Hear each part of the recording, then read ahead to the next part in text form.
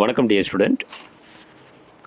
ஒரு கொஸ்டின் வந்து which element not belong to same family அப்படின்னு கொடுத்து ஒரு 4 எலக்ட்ரானிக் கான்ஃபிகரேஷன் கொடுத்துருக்காங்க. First electronic configuration xenon, atomic number 54, 4f14, 5d10, 6s2.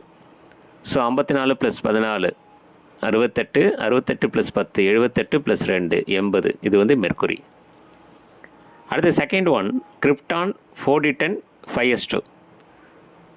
So krypton வந்து 36 + 10 46 + 2 48. இது வந்து கேட்மியம்.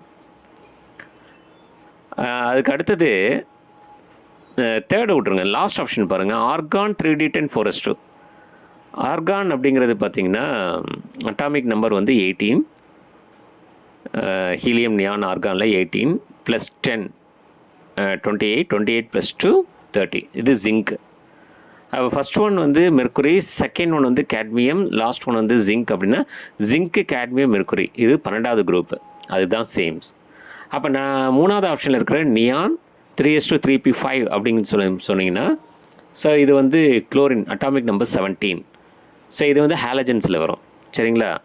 ஸோ ஹாலஜன்ஸ் அப்படிங்கிறது இப்போ சொல்லும்போது ஃப்ளோரின், குளோரின், புரோமின், அயோடினில் வரக்கூடியது. அது பி பிளாக் எலிமெண்ட்ஸில் இருக்குது. இப்போ நம்ம சொன்ன ஜிங்க்கு, கேட்மியம், மெர்க்குரி அப்படிங்கிறது குரூப் 2ல் இருக்கக்கூடிய it is a D block elements, சரிங்களா? ஸோ அப்போ சொல்லும்போது which elements not belong to same family அப்படின்னு சொன்னால் நம்ம எதை சொல்லணும்னா option C is the right answer. சரியா? நியான், சரிங்களா?